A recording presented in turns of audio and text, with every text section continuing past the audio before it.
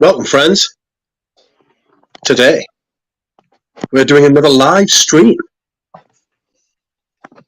Tremendous. But also today, we are joined by Jura Rose. Welcome, Jura Rose. Hello, lovely people. Hello, Doc. Hello, lovely Jura Rose. Hello, people. How is everyone? How is Jura Rose? I'm good. I'm a bit stuffed. I've just had canard for dinner. Some duck. You what? Yep. Confit de canard. Nice. Disgusting. Oh, it's lovely. I do love a bit of duck. You're fucking I know that. Oh. But that is deeply upsetting. I know. I must be a bit of a psychopath to sort of eat duck before talking to a duck. Yeah, you've obviously done that on purpose, haven't you? I have. Of course, I have. It's like a deep psychological thing that you've done there. I'm wearing Leon, eating a duck. Does that upset you? That is very upsetting, actually. I'm wounded, frankly. Are you actually wearing Leon? No, I'm not. Fuck that. That's the less of two evils, is it? Yes. Pradeep, yes, duck is tasty and fatty. That is true. I am both fatty and tasty. I am a fat and tasty man. Lovely. I'm just sitting here today, friends. I've had a bit of a strange 24 hours. My auntie has died, and I've been diagnosed with a chest infection. And yet, the worst news I've had is that Jura Rose was wearing the Leon. That's the most upset I've been. Well, I haven't been wearing Leon, so don't worry. I was deeply wounded. No, the chest infection sounds. Yeah, I mean, you had one recently as well. Yeah, I was talking to the doctor today, and she was like, "Yeah, this is like 4 times since December." I was like, "Ah, mint." So, is it cold there? How did you get one? my mother gets sinusitis, and then I catch it off her because she obviously gets some kind of infection in her sinuses, and then when I catch it off her, it gets into my sinuses. So I've had sinuses all week, and then the last couple of days, it's just migrated down onto my chest because obviously my immune system's fucking shite. You know what I mean? And with your aunt as well, it's not nice. Everyone give the duck some love. Give him a big hug. Needs it. Yeah. Brush my feathers. Yes. We want to have. I felt like starting off with something outrageous today. I don't know if you want to talk about this, but I'm sitting here smelling a perfume that is not for me, but it is for you, and it's called Champaka Absolute. Oh, now, yeah. The theme of today's stream is me and Jura Rose are going to be talking about fragrance notes, as in individual like not ingredients but actual notes, so like amber or mint or patchouli or pineapple or aldehydes, all these kind of, like, it's not an exact science. Jura Rose might be a perfumer, but I'm not. But I thought we could start off today's conversation with a little chat about the old Champaka. Oh, the Champaka. Champaka, Jura Rose. Why do you tell us about why you like this fragrance? Why you love it? Because it's been discontinued. Well, actually, I don't know if you can get it on the website, but that fragrance I don't class as a Champaka. For me, if you was to really think about it in terms of what does it smell like a flower, it's more of a gardenia, oddly enough, and it's been held as one of the best gardenia perfumes. But do you want to talk about like Champaka as a note? I mean, it's not really. I mean, the only other perfume, there are a few perfumes with it. Almond Jane has a Champaka, but that takes it in a direction of bamboo, because it is a flower from parts of India, Bangladesh, going up into southwest China. I think it's in parts of Taiwan as well. It's a nice flower, but that Tom Ford, I wouldn't say it's a Champaka. It's more of a gardenia perfume. I mean, you've smelt it, haven't you? Absolutely, I've been smelling it all week. It's actually a lot nicer than I remember, to be fair. Yeah. It's got to me, it's got a shampoo kind of vibe to it. Oh, it is. Yeah. That's sort of it. Well, that's where because gardenia has a little bit of a coconutty vibe. You see, Okay. people when people say shampoo, they think coconutty. You know, and Yeah. if I remember correctly, it does. We talk about aldehydes. Well, it's not actually an aldehyde. You know that C18 I was telling you about, the coconutty one. Okay. A lot of shampoos, and I think there might be a bit of that in there, and that's what gives it that sort of gardenia inflection for me. I was smelling today, funny enough, I told you the Ostens, the jasmine Yes. one, which for me has a bit of a gardenia feel, a little bit. Okay, so just while we're talking about gardenia, right? My understanding was that gardenia did not have a smell, or that you could not extract said smell from a gardenia. You Well, know, you can do like things like enfleurage, right? but technically, well, see, the French, especially they tried tincturing everything, and what they couldn't tincture, they used, they tried doing enfleurage, and it's not really used that much anymore because it's labor intensive, and like I've smelled things like tuberose enfleurage, and it's a nice material, but it's so gentle, like the So, right, so just before we proceed any further, tell the good peeps and me what enfleurage is. it's basically getting the petals of a flower and picking them when they're fragrant, and you set them in some sort of fat, any sort of fatty substance, and then you cover it and you can leave it for weeks. I wouldn't say months because it starts to degrade, but usually a week or a couple of weeks. And that fat will sort of absorb the volatile molecules in the flower, and it scents the fat. Now, as I said, it's not the strongest. Like if you compare it with an absolute or an essential oil, it's not as strong or as multifaceted. It usually retains a very fresh aspect of the flower. That sort of, if you've smelt like an absolute, like a tuberose absolute, for example, it smells very mushroomy and thick. Whereas if you smell like a tuberose, there's a lot more going on. There's, because in the process of extracting it, a lot of that freshness that the volatile part leaves, Yeah. But sometimes when I smelled the tuberose enfleurage, it maintained that freshness of the tuberose, but it was very gentle. I know of one brand that does use the tuberose enfleurage, but I feel like it kind of goes missing a bit because it's so soft. But you could Okay. do that with gardenia. They used to do that with, like, people say, like, violet. Um, Violet as a flower, they used to use the flowers for enfleurage. You can extract an essential oil from violet, but it's from the leaves, and that's violet leaf.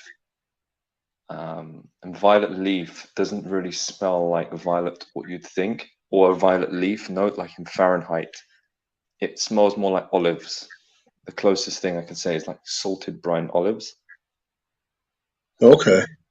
But yeah, it was an old technique. I mean, they used to tincture everything. Because you think perfumery's gone a long way in 100 years. What they used to have to use as fixatives, what they used to dissolve things in, like they used to use like certain citrus oils, mandarin, bergamot, lemon oils as like a solvent. So that's why a lot of citrus oils were originally used in perfumes. It wasn't necessarily just because of a top note, but it was, the other things, the hard, like the coumarin, for example, would dissolve in those oils, Got you. if you know what I mean. So, I do. So Herb has asked a question, and he says, "Are most violet notes in perfumes synthetic ionones?" oh, violet. So, okay, ionones are a whole game. So, if you're looking violet leaf, like Fahrenheit was methyl octocarbonate, which was a synthetic note, and there's other ones. Like there's I forgot the name, but it's called the cucumber aldehyde. There's other things to give that violet leafy smell. What people, when you smell, you think Fahrenheit, that realm. It's not necessarily the actual violet leaf, the natural. Violet as a note, that sort of powdery violet note, is methyl ionone usually. So you have alpha ionone, beta ionone, you have things like methyl ionone, but you have gamma, methyl ionone, iso super. There's different types of methyl ionone. And methyl ionone, if you smell it neat, you'll 100% recognize it. So, like if you ever smelt things like Mitsuko and there's that sort of violet note in there, or even a raspberry accord, that material that gives that sort of violet inflection is the methyl ionone. And it was used a lot in old perfumery because it adds like balance.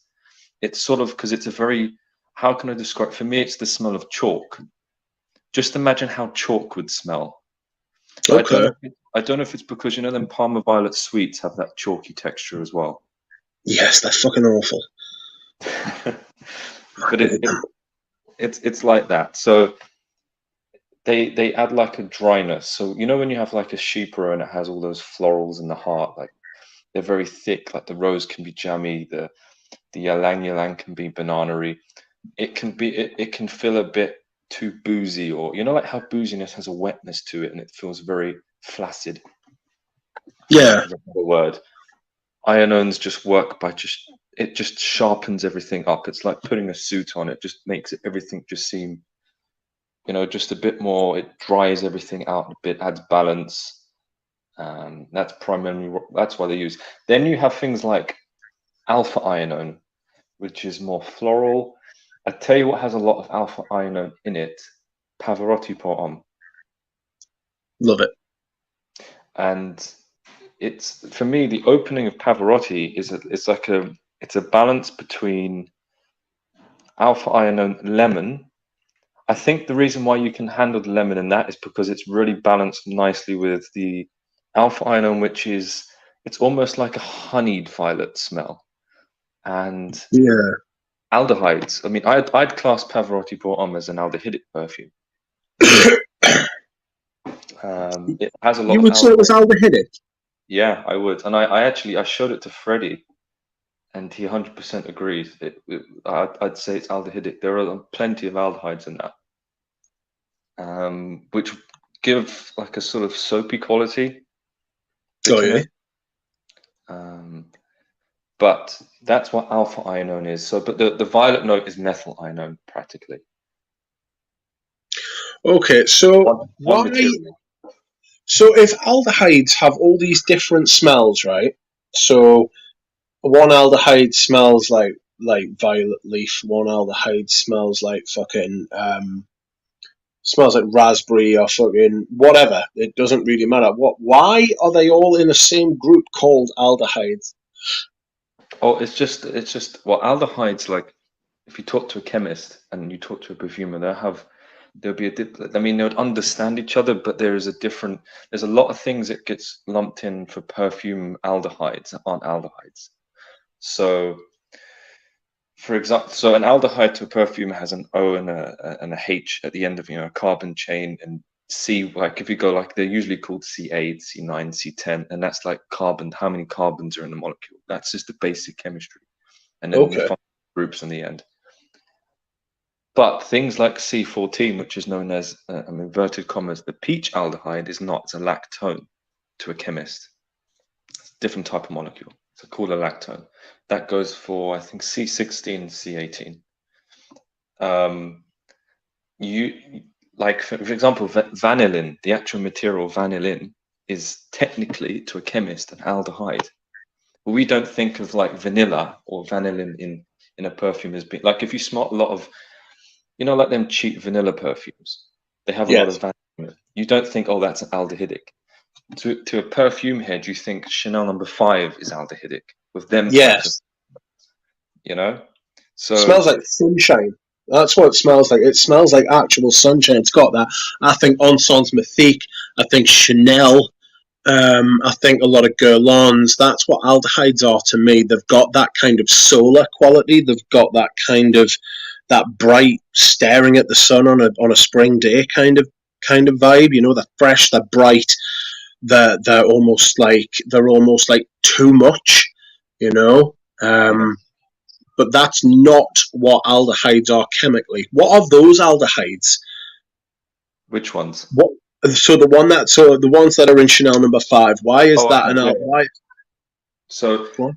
they are like C12, like Chanel number 5 is the main player aldehyde, and that is one. Like it's called aldehydes. I think there is a couple, but the main one is actually has the effect. Like if you overdose it in a certain perfume, you would get that number 22, number 5 effect is C12 MNA. There's two C12s, C12 lauric and C12 MNA. They're brother and sister, but there are differences. The lauric, I'd say my two favorite aldehydes are the two C12s. I like the smell of them. Why? They're very dry. They definitely are that soap. You know when you think of old fragrances have that soapiness. That is the materials that give that soapiness. Um, they usually like C12 of people say like M&A, they say it's like an ambergris or. But I remember the first time I ever smelt it years ago. The first thing that came to my mind is coriander, fresh Okay. coriander. And do you know how like some people don't like coriander because it tastes like soap? You can see that C12 has that sort of that realm of smell is very soapy. It's like biting down on a big, like imagine getting I've been a fistful of fresh coriander and biting it down, about biting down and how that will fill your nostrils. That's what it's like smelling C12. Obviously a little less green. It's more just straight up monodimensional, soapy, bitter. But they are nice. They do add, like you said, it does add like a sparkle of sunshine, and also they're very strong. And you don't need to use much of them. Like usually, if you're working with aldehydes, you can dilute it down even up to things like 0.01%, and they're workable. You can do 0.1%, 1%, whatever. They're extremely powerful, but it's handy, and you can understand why they like to use them. It's because you could really, you know, put a lot of other things into a fragrance. You can put, because if you think of like bergamot, to really have like, say if you wanted a bergamot top note, 30% of your formula, let's say, would have to at least be bergamot for it to really have an effect. Whereas if you wanted an aldehydic top note, it would be, you could at least say 1% of that whole formula would be the aldehydes. So you have 99% of the rest of the formula to fill it up with other things. You Yeah. see? So it's a very high impact material. But also they create good effects. Someone there mentioned Mitsuko, and that peachy note comes from C14. Literally, just that one material was just plonked in to give a peachiness. Now, it's not an aldehyde. It's a lactone. It's very long lasting. Like it would last. I mean, C14 will persist into the base with, the Is that a lactone. problem? Not really, because it just adds a nice balanced. Not if you balance everything. It sort of just adds that sort of warm sweetness with the amber. Okay. So Because does a note like that develop in and of itself, or is it pretty linear? Like I know it's a strange thing to say about one note, but is no, it? they do. Go on. I do. I can't. I mean, for me, C14, if I remember, it does start off more peachy, but it's very milky as well. And I can remember as it dries down, it gets more milky and milky and milky. And that's actually not a bad thing, because once it gets into the dry down stages along with the amber, where the amber is really sort of taking control, having that sort of creaminess is not, I mean, it sort of blends nicely with the vanilla and the amber and whatever. So it kind of gets missing. It just supports everything else. It's like the other aldehydes I was talking about, like C12. they do change a bit. Like you get like inflections of it being more metallic, a little bit tobacco-like. It will sometimes like for instance, a really interesting material for me is mandarin. Yes. There's yellow mandarin because there's a green, there's orange, yellow.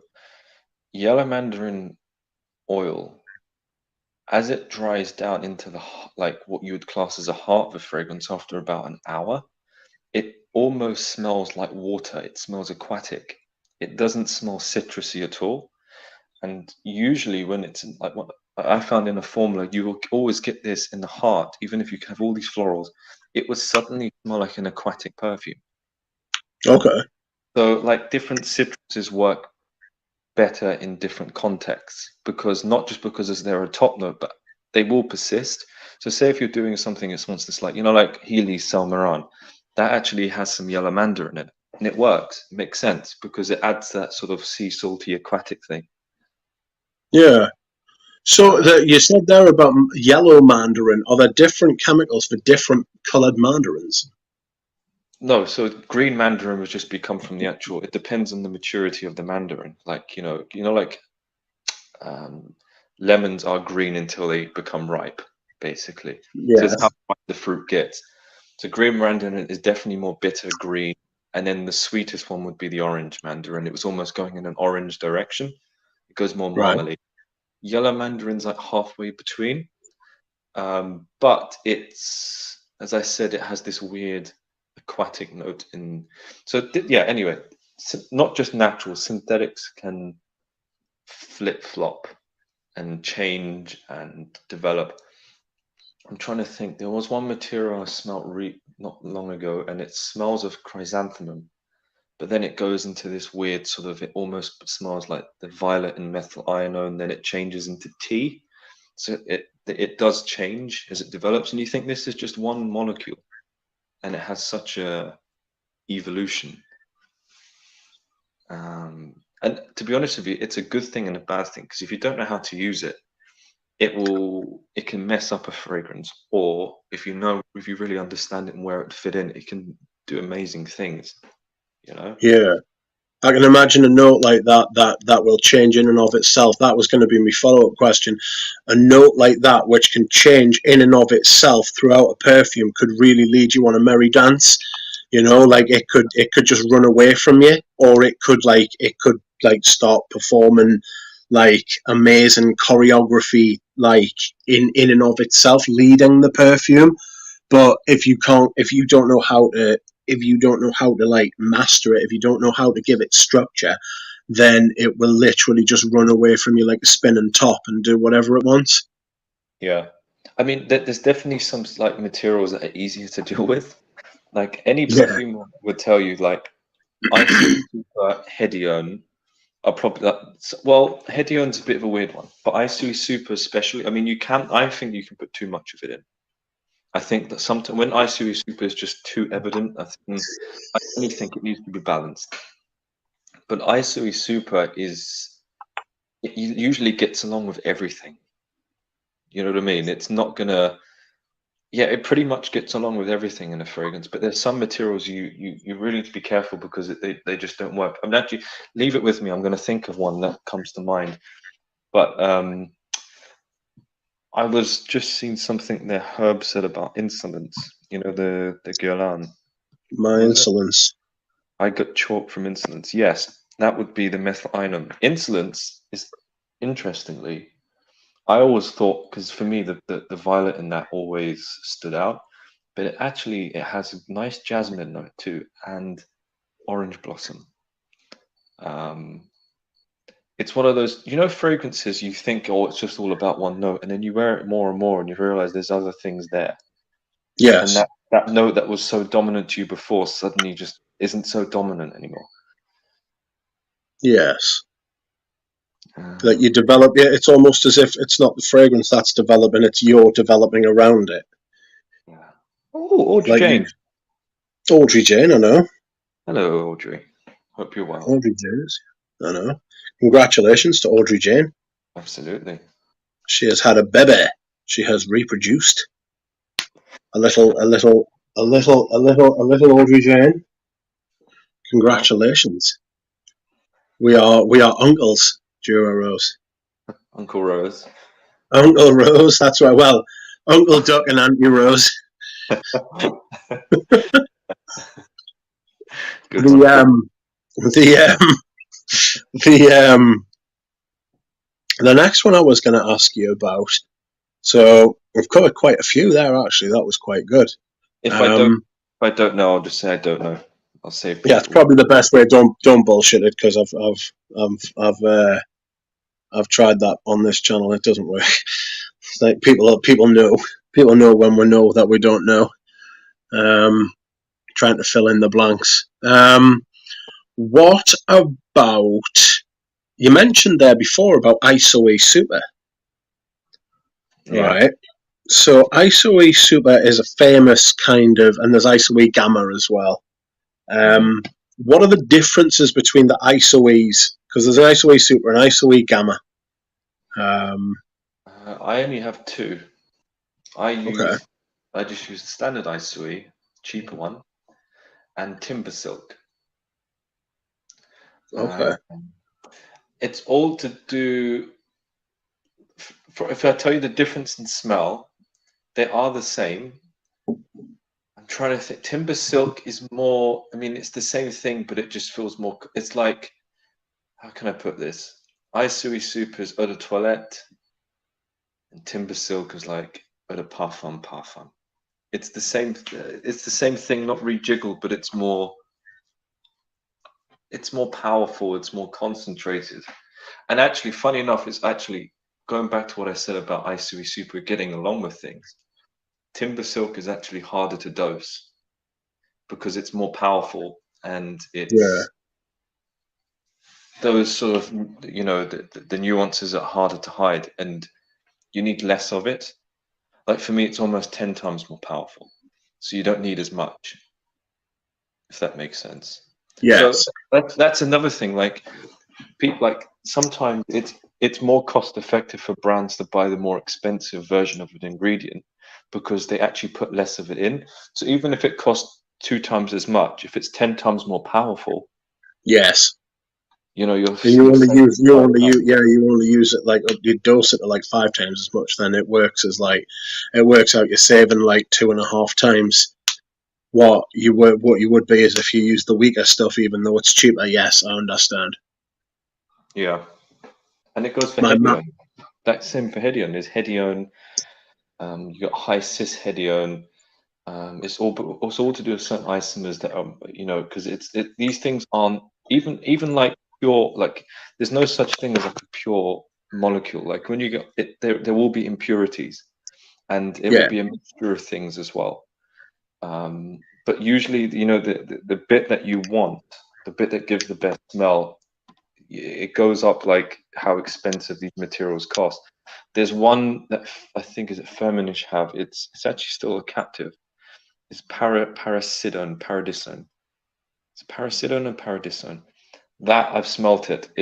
I haven't got any, but I have smelt it. It's Hedione on steroids because it has more of the ice that actually gives the strongest smell to the Hedione. yeah I was actually talking to DJ recently, and I was saying I need to get more Hedione because mine's gone off.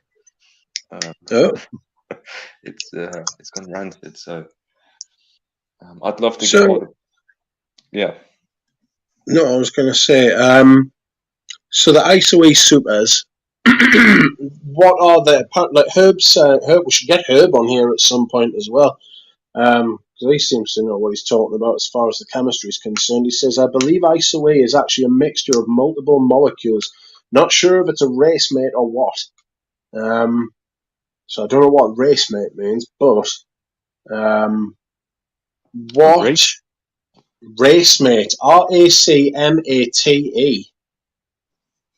What does that So mean? if it's like, I don't know, to be honest with you. Herb, you'll have to clarify what that means. So what is the difference between ISO E Super and ISO E Gamma? It's basically it has more of the good smelly bits, if that Okay. makes, because different companies make it, you see, and Yeah. different companies have, well, some actually on purpose will make it cheaper because there is a market for people wanting the cheaper version. Because look, there are houses out there who make cheap dupes and they don't really care, you know? Yeah.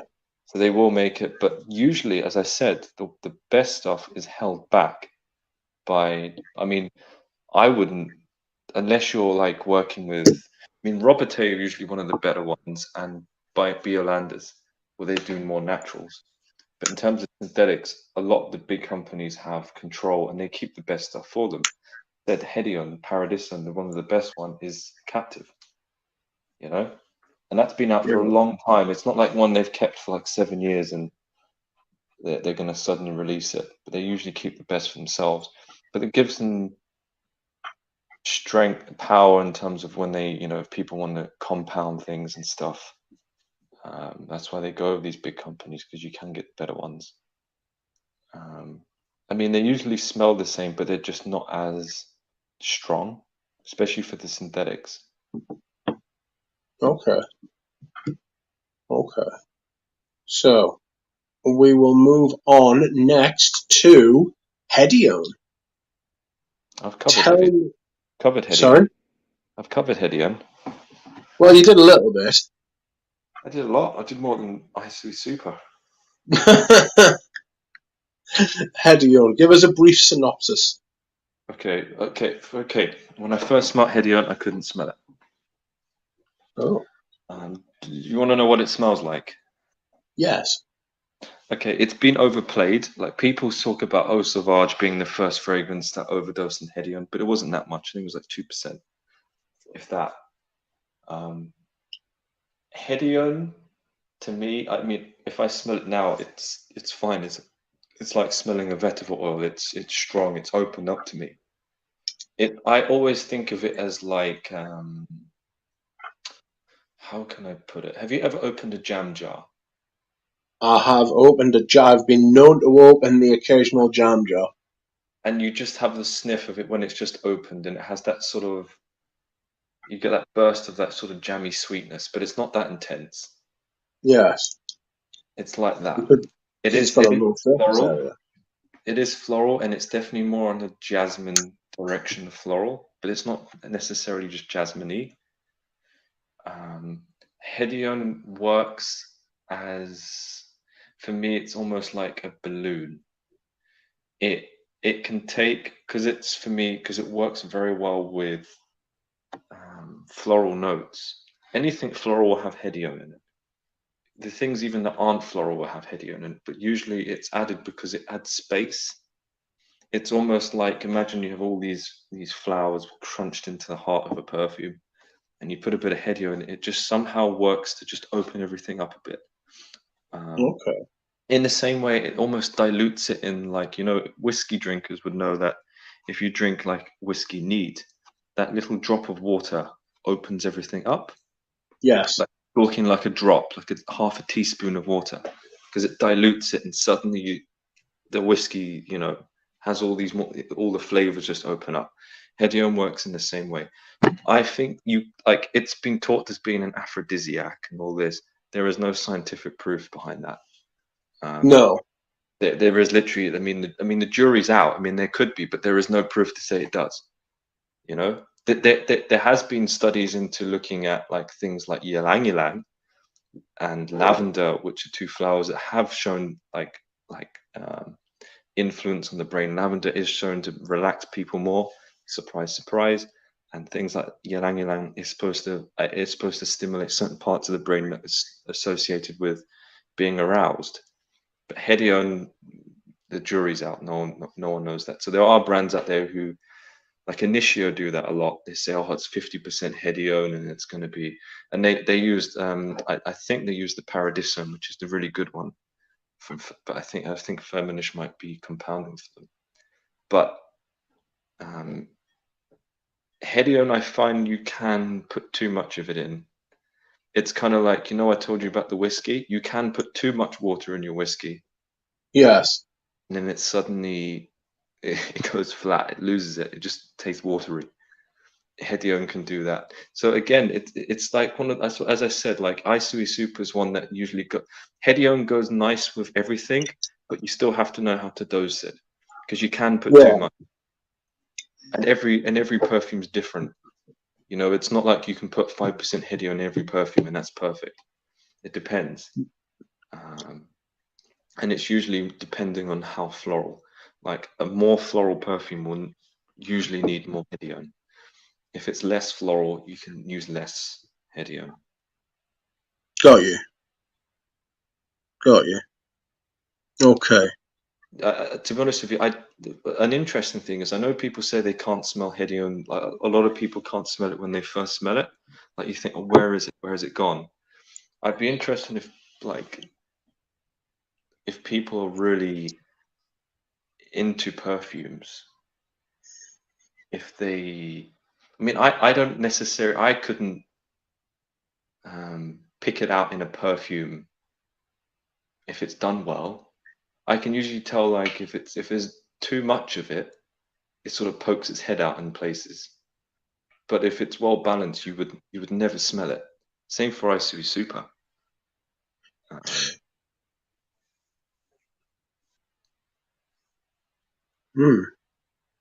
So it's like it's kind of like a mystery note sort of thing.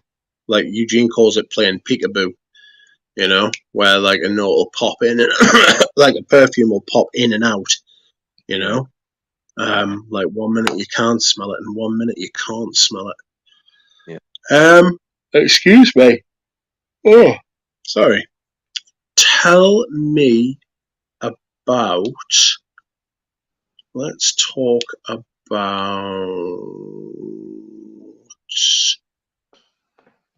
Oh, Vetiver. Vetiver. Which one? Tell me why you. Tell me why you think Vetiver has been so successful in perfumes over the last 70 years. It's a good. Why is it being successful? Yeah. A lot of people like it, but it blends well with the notes that were that sort of. Well, it can go in a Chypre, it can go in a Fougere, it can be a standalone note, like there are vetiver perfumes. Um, there are synthetic vetiver materials which don't necessarily smell like vetiver, but you can get cheap enough vetiver oils anyway that if you're going to have vetiver, they'll just put vetiver in it.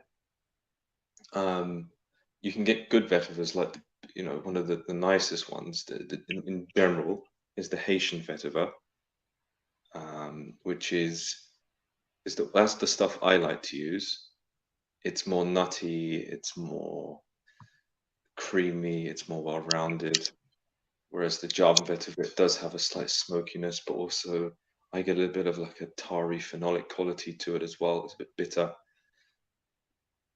Vetiver, like, okay, for example, I remember being one of the most popular materials that a perfumer, so perfumers or working for companies like Firmenich, even back in the 70s or 80s, used to carry around a briefcase, and they used to have like materials in them, like the raw materials.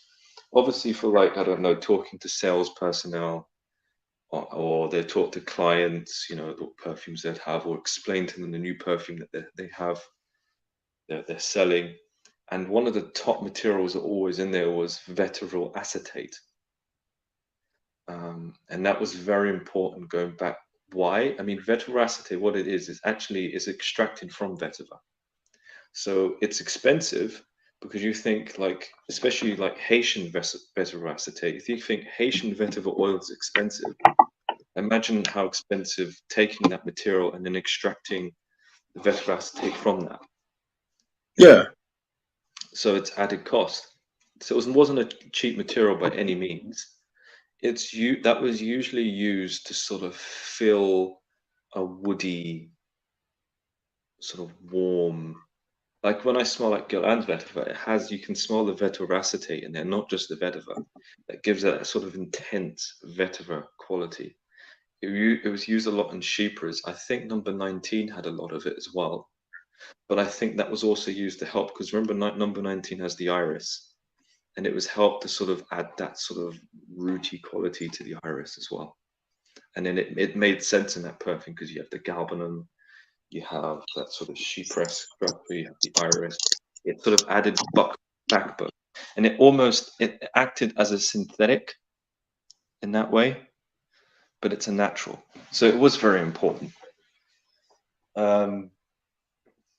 The synthetics, I'm thinking Vetiver, for example, is almost, again, it's going in a very powdery iron-only direction, tea-like. It doesn't necessarily, I don't think you could make something that's convincingly like Vetiver without using the real thing, because it is so complex. Like Vetiver is one of those things, the more you spell it, you're going to get different things. Yeah. Sometimes it's a bit bready, it's a bit starchy, then it's green. For me, the least common I get from it every time I smell it is grassy, even though it is a grass. For me, it's rooty. There is it has that rootiness because it's a root as well, but it's almost peanutty. I'm talking about Haitian vetiver here. I get a lot of peanuts from it, like sort of, like the shells of a peanut or something, or a monkey. Yeah. So, Do you know how peanuts grow? Sorry? Do you know how peanuts grow? Go on, tell me. It's fucking crazy. So what happens is, right, they sprout out the ground, they become like a plant or a tree, right? And they have their branches, right? And then the branches have the fruit, and the fruit drops. It doesn't drop down. It drops down on like a string from the branch, right? And they get buried into the ground, and that's where the peanuts grow. Okay. That's where the nuts grow. It's crazy. I saw a diagram about it once. It might not be peanuts. Is it a peanut tree? Yeah. Peanuts. Is it a peanut tree or a peanut? Yeah, it is. That's exactly how it happens. They grow underground, so the plants. I've seen people plant them as well. I'll send you a video. Actually, I got a video of a lady. She's out China planting peanuts. Fucking mental.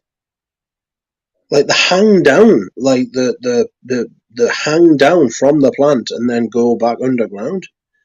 Yeah. They're crazy. I was going to say, Pradeep was saying about some vetiver even smells like popcorn. Yes. I swear that Le Fin du Monde by Etat has vetiver in there. And that helps because it's using sesame oil as well, and what's known as resins, which are the nutty notes, the nutty fatty notes, to sort of give that popcorniness. But vetiver has many uses. It's like you was asking me, why is it important? It's more versatile, or like, for example, for me, vetiver acetate is the reason why people are willing to pay for that stuff is because it's a really versatile material, and that it can do many things, and you can spin it in many directions and you won't even know it's there. Like I've told you before, like vetiver acetate is an important component of what's that, Killian? What's the one? The Irish coffee one. I don't know what the Irish coffee one is, but I'm thinking of a different one, not Dark Lord. Phantom, Black Phantom. That's got like it. Black Phantom. The backbone of that fragrance that gives everything structure is vetiver acetate. And plenty of it. I mean, it is a very powerful material as well, strong.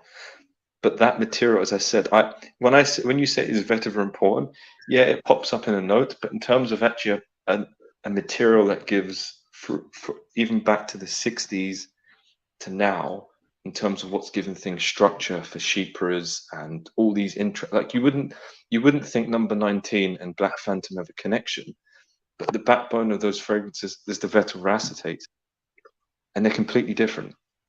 You know Yeah, that's how amazing a material it is. that's interesting. How it does baffle me. That's like the skill of the perfumer, isn't it? Do you know what I mean? It's like, how do you get these things which in and of themselves are like inanimate fucking chemicals to perform these fucking acrobatics? You know what I mean? Yeah, It's amazing. it's It's like, okay, absolute. so do you know, would you say you can get sweet perfumes? Can you get sweet perfumes? Yes, you can get perfumes which are sweet. Technically, sweet is a taste. It's on your taste bud, Okay, but certain notes can give you the perception that it's sweet when you just smell it, but you're not tasting it. okay, You know what I mean? Like for example, ethyl maltol. It smells like burnt sugar, but the material itself isn't sweet. Or say vanillin or ethyl vanillin. They're actually just very woody materials with a certain smell, but our brains think sweet, if that makes sense, because we're not tasting it, we're smelling it. yes. Do you not find Sweet that smelling. it's Well, smell and taste are inextricably linked, are they not? yeah, well, spaced out, do not spray it in your mouth. It'd be very bitter. Actually, you'd No, learn all don't. these things. They're very Are there bitter. any Are there any sweet materials? Are there any materials which taste nice? You could use coumarin, but it's a blood thinner. Oh yeah. You can use rose. I mean, rose is in a lot of things. Natural rose, orange oil, the citruses, bergamot, and Earl Grey tea. I love an Earl Grey tea. You know, it's very me. Um, I think vanillin you can. The thing is, I have someone did feed me a tonka bean brownie once. I nearly killed them because it's actually dangerous. Like coumarin is one Oh of the things in my. I've told you this. Is one of the few things that has a skull and bones on the bottle, yes. because it is a blood thinner. But I mean, you can understand why you'd want to eat it because coumarin tonka bean, it's that sort of nutty hay. You know, if it wasn't dangerous, I'd probably put it in my cooking. Let's put it that way. Yeah. Orange Yeah. blossom, yeah, orange blossom. You can usually they're like what do you call it? Like waters, rose waters, orange blossom water, and stuff. You can eat oak moss. Actually, if the via the IFA regulations, oak moss, you can eat oak moss in a higher dosage than you can put it in a perfume. Outrageous. I might do that. That is the type of thing that I would do. You know, if you can't smell it, I will taste it. That's crazy. How Yeah. right? So what? So when you said there about skull and crossbones, you have told us that before. What other perfume ingredients have you come across with skull and crossbones on? Oh, I can't remember, but there Oh, are some. I mean, there are some that are dodgy, like even putting on skin. Like the one I'd say because I've tried a lot of things on skin knee. I'm a bit crazy, but I can do it to myself. The worst, the worst reaction to anything I had was even it's rectified birch tar. right. That's rectified stuff. It was in 0.5% dilution on my skin. Put 2 drops, and it come out with the worst rash I'd ever seen. Um, and that's when I realized, okay, I thought I can understand why they've restricted this stuff a bit because if I mean that's why that Hiram Green Hide fragrance. I I don't know. That's a lot of birch tar in that, and I'm like, oof, after my experience, I don't know if I'm just allergic to it, and I'm thinking I don't think I put that on my skin. I don't like that fucking hide. I think hide's absolutely fucking rotten. I think it's just like a massive punch in the face. You know what I mean? It is like it's about as pleasant as getting punched in the face. Yeah, Um, it's a it's bar. just too much. Like, I know it's a bad day of an Aussie. Um, yes, uh, yes, Hiram Grimm's a lovely guy, though. Actually, I like some of his fragrances. The Vetiver, actually, talk about Vetiver. If you want like a study of what all the weird facets of Vetiver, it has a lot of all that nutty grass, everything in there because it's just a natural vetiver oil basically. But yeah. What was I going to say? Hiram Green. No, something else I was going to say. I can't remember. Oh, Peru balsam. Or Tolu balsam. Those types of things are very restricted. And it's a Really? shame because them types of balsams, you'd want the dose a bit higher, but they're extremely restricted. Why is that? I think there's a lot in them. I think them sort of balsams have some coumarin in them as well. Eugenol, some other baddies. But it's one of those ingredients that, I mean, the whole jasmine and rose thing. I mean, to be honest with you, if you like Rose de Jamal, that's a very strong rose perfume, yeah? Yes. And that's got like near enough the maximum amount of rose you can put it. Like you can make a good rose perfume with the regulations. Do you know what I mean? It's like, I mean, yeah, you can't make Neema because it's an extrait anymore. But you can still make things like Rose de Jamal. But things like Peru balsam, like you can put a little bit in and it will add a little bit of effect, but it's sad that you can't put more in. Yeah. Oh, cypriot oil smells dangerous. Cypriot, I've always found it to be the love child between patchouli and vetiver. I think patchouli and vetiver had a baby. That's how I feel cypriot smells. An Needs. Audrey Jane baby. Huh? An Audrey Jane baby. Do you think her baby smells of cypriot oil? Do you think? No, Could do. her baby probably like reeks of samsara. It's like soaked Yeah. into them, and she's come out and yeah. Maybe that's what Audrey. She doesn't wear perfume, or she just carries the baby around. And, are you wearing samsara? No, it's the baby. I imagine the baby has a handbag by now. Chanel. A Chanel handbag, absolutely. That's Birkin for his 10th. a fashionable baby. So I did have the next one in mind, and I've forgotten what it was. And wait, sorry. Rico asked, sorry, quickly, said about tobacco notes. That was what I was going to ask next. I was just because I don't want because Enrique has asked a lot and haven't. So you have tobacco. I've made perfumes with tobacco absolute in it, but it doesn't bring a tobacco note. Okay, so tobacco absolute smells like getting a packet of raisins, soaking them in rum, and put a little bit of a cigar in there and just leave it to tincture. And you get this thick, syrupy, rich, slightly soured material. It doesn't necessarily smell like tobacco, and that's why many tobacco perfumes don't necessarily use tobacco absolute. They use a material that's usually, I mean, there's quite a few tobacco materials, but the most popular one I smell a lot is tabanone, and it's expensive. It's like it's the note in tobacco oud. The Tom Ford tobaccos use it, and it smells. See, the thing is, tobacco. If you wanted to create the smell of, like, you know, when you smell like a rolled up cigar, Yes. that tabanone will only give you the papery, leafy quality of it. That's it. Like, Yeah. a real cigar smells a bit fishy as well. It's Ooh. a bit sweaty. It's like vanilla pods. They're a bit animalic. Because you have to think a lot of these cigars have been in some sweaty hands, and they're a bit fermented, and they're in humid conditions. So it's not just tobacco leaf.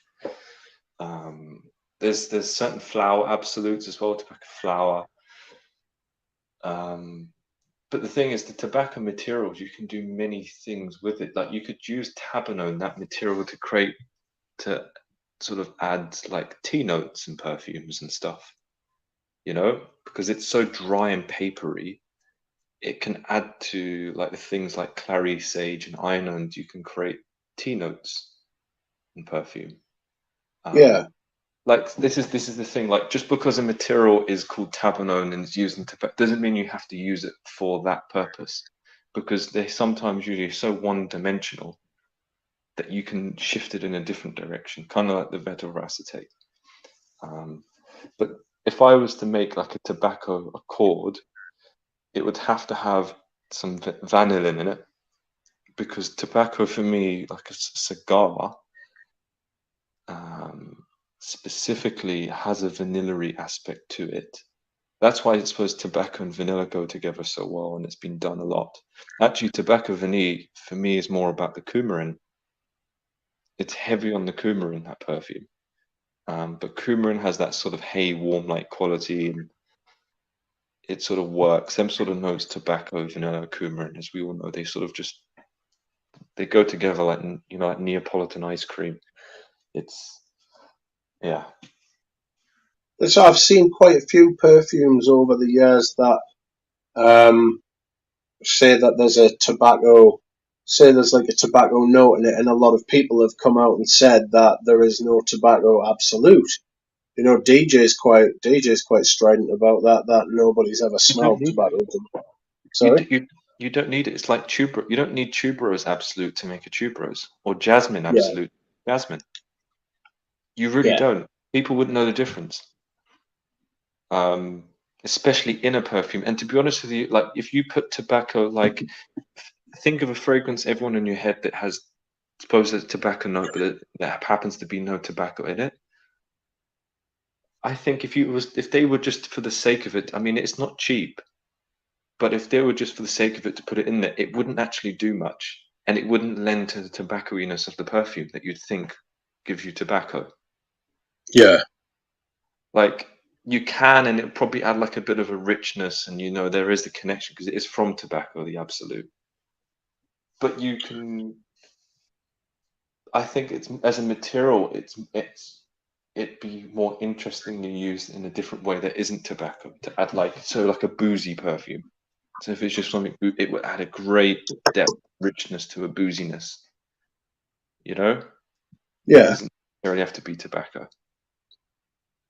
So I don't know if you've ever done this, but like neither of my parents smoked, right? And one of my grandmothers did, and when I was a kid, I would smell her empty packets of empty tab packets, like her empty cigarette packets. And when you were saying there before that it gives a fruity, dried fruit, hay kind of quality thing, that's what I used to get from these. That's what I used to get from these packets of like cigarettes when they were empty. I used to get that kind of dried fruit, blackberry, blueberry, nondescript fruit, like sweet fruit, like there would be like a sweetness to it.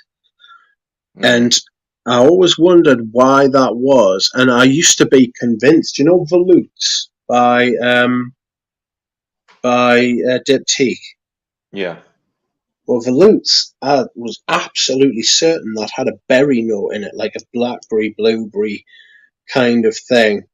And it doesn't, but it is a tobacco perfume. So I'd be interested when you come over next. I will bring Volutes, or we can go somewhere and smell Volutes, right? And you can smell it and see if you think there's tobacco absolute in it. Is it expensive? Yeah, it's not cheap at all. I can't remember. Honestly, I have a tobacco I bought 2 years ago. I can't remember how much I paid for it. It wasn't cheap. Yeah. It wasn't cheap at all. I mean, you'd be surprised what materials are expensive.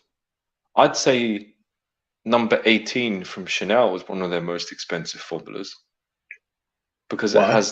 has ambrette seed oil in it, which is extremely expensive. And last time I checked, it costs twice the amount of a rose absolute. Of a what absolute? Rose. Okay. That is outrageously outrageous. Well, I'll tell you another one is it depends on how labor intensive. Black currant bud absolute is very expensive because Yeah. Portrait of a Lady used to have a lot of black currant bud absolute, but doesn't anymore, i.e., because it's expensive. I mean, it smells very witchy and animalic, but the reason why it's so expensive is you actually have to pick the buds by hand, and they're very small, and it's quite labor intensive, and Okay. it's time of year, and you get a very small yield, and it's labor intensive, hence why it's so expensive. you know. Right. Yeah. Like things like rose and jasmine, it's gone to a scale now where farmers can just, you know, they can do it cheaper than many of these other things. So like if anything, like for me, an expensive perfume would have real Champaka Absolute in it and real amberette seed and real blackcurrant bud. If I smell those in a perfume, I think, shit, this is not cheap to make. You know? Have you ever smelled Enchanted Forest? You have smelled Enchanted Forest. I I wore it smelt when it you were on here. you. Smelt it on you, yeah. Yeah. What did you think of it? I wasn't so enchanted, but I'd like to smell it on paper as well, just to Okay. see how it opens up. Because on skin, it's very different in the air. Yeah. Um, That's got a blueberry. Is it a blueberry or a blackberry CO2 extract in nice. it? So black currant, even, sorry, a black currant. What? Um, it's a black currant CO2 extract. Mm. So What that, talk? I imagine that would be quite expensive, but Or if it's well, CO2 is usually more expensive because usually because they're more desirable. Like for example, if you get a pink pepper essential oil and a pink pepper CO2, the difference is night and day. Pink pepper CO2 retains nice volatile parts of the pink pepper and it's like biting down on a peppercorn fresh. Whereas the pink pepper essential oil, it's like it just feels like it compared to that, it's just so flat and dull. It hasn't got the vibrancy. Um, like I like there's a galbanum CO2 I use, which I really like because it's so much more crunchy and crisp, and it has a slight fruitiness that you'd find in like Divana. Um, Divana is quite expensive as well. I was going to say, do you want to give a little explanation of what Divana is? Do you know what? I can't remember. Herb, tell us. Herb, save us, Herb. You're our only hope. I can tell you, galbanum is one that people think is actually a plant, but actually comes from the resin on the plant. It's a bit like I think like it's like a grassy flower thing. It's small, but you actually extract the they're like little tears. You know like how frankincense One is tears, Myrrh. the drops or myrrh. It's like that. It actually comes from that. It's not actually like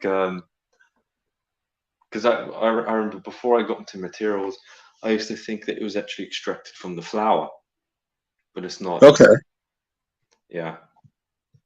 Um, but you can get some. I know people talk about the Iranian stuff because it's mainly from there, but you can get some good stuff because you know if you get a pretty much similar climate and it's grown very well, it can still be very good. Well, the thing with Iran is that it's been hit massively by climate change. Whatever causes climate change is irrelevant in this argument. It's that their climate has changed so much that like their fucking roses and their like natural flora and fauna are like dying away like you wouldn't fucking believe. You know what I mean? Like because they're having like some of the worst droughts they've ever had. Um, in human fucking record. They're struggling with like all these different fucking effects. I mean, that's one of the things that went wrong with the Dior Oud Isfahan because the rose oil that was coming from Isfahan, right, was fucking the yields were fucked because of the weather. You know Yeah. what I mean? Mm. It's the same as I told you about the wine climate migrating from France all the way up to the south of England. Yes. Because the Romans used to grow wine in the south of England. That's absolutely spot on. The geology is perfect. You've got south-facing chalk slopes, you know, you're getting good sun, and it's got good drainage. It's all south facing, and the climate now is, because it's warming up.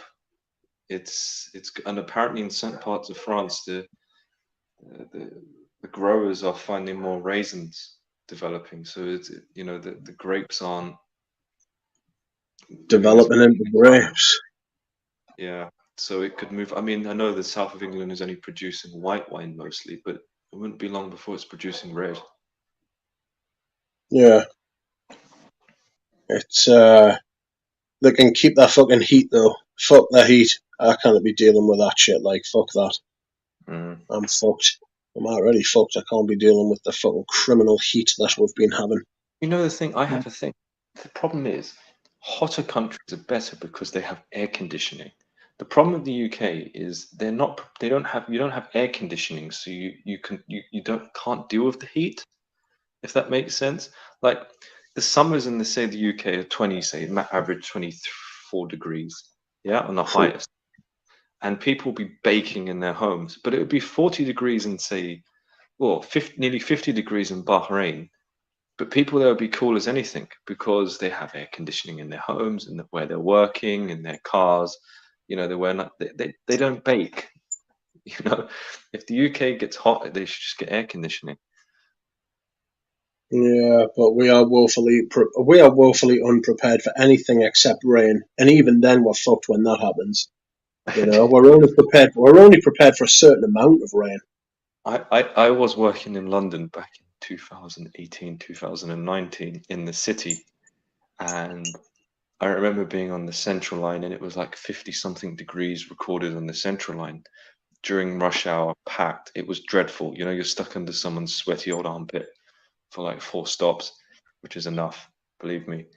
And I remember the mayor of London at the time was it's still Sadiq Khan, isn't it? Yes.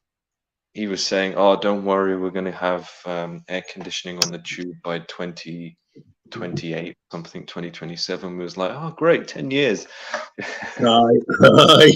we'll be well off Don't worry, fuel." someone else will get to enjoy it. Yeah.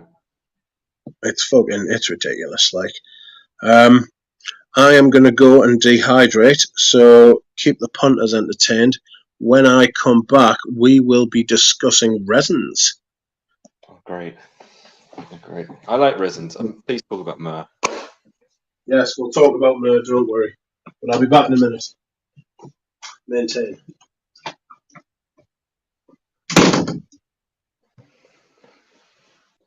How's everyone in the chat? What are you wearing? Sent to the date. Oh God, Rich is really testing me. Don't tell him that. Ask about lemons. I did try to mention lemons in Pavarotti, but he didn't want to know. He's in denial. Lemon oil has a bit of a smell of weed to me. That smell of, I mean, it's everywhere in the air now. That smell of marijuana. Marijuana, I heard one lady call it. I nearly laughed. Yeah, lemon essential oil. I've got two. I have an ultra and a 10 times extraction, which is literally, they literally distill it 10 times. Um, and it smells a bit like marijuana to me. I don't know why. It's a bit of an oniony quality to it.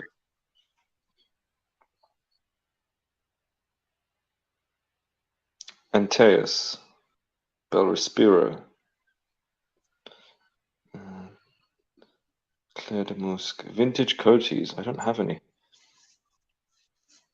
Coty was making perfume in his kitchen. Did you know that? He actually did. Early on, he was a real grafter.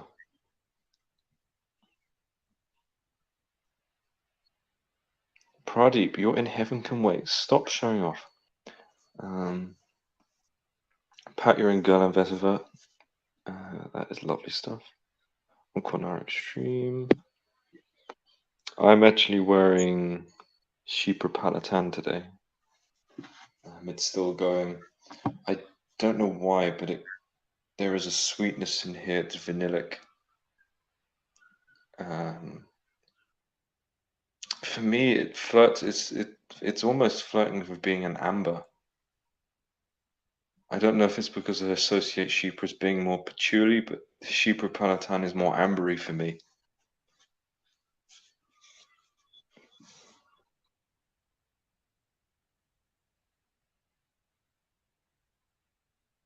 Dave is saying hello. He's saying hello. I say hello to you.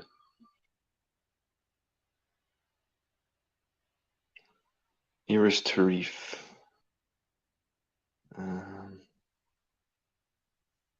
Isn't that the one that's the roasted? The roasted iris? Cook grandma. I am back. Parure, made by Anne-Marie Sergei, the legend who made, I think she made Nightmare, Derby, and Samsara. I'm actually hoping to meet her. Is she the one that was a pilot? What? No, I think she studied physics or something, and then she sent her samples off to Jean-Paul, like amateur samples that, oh, they're quite good, I'm going to use her, and sent her off to training, and pretty much used her.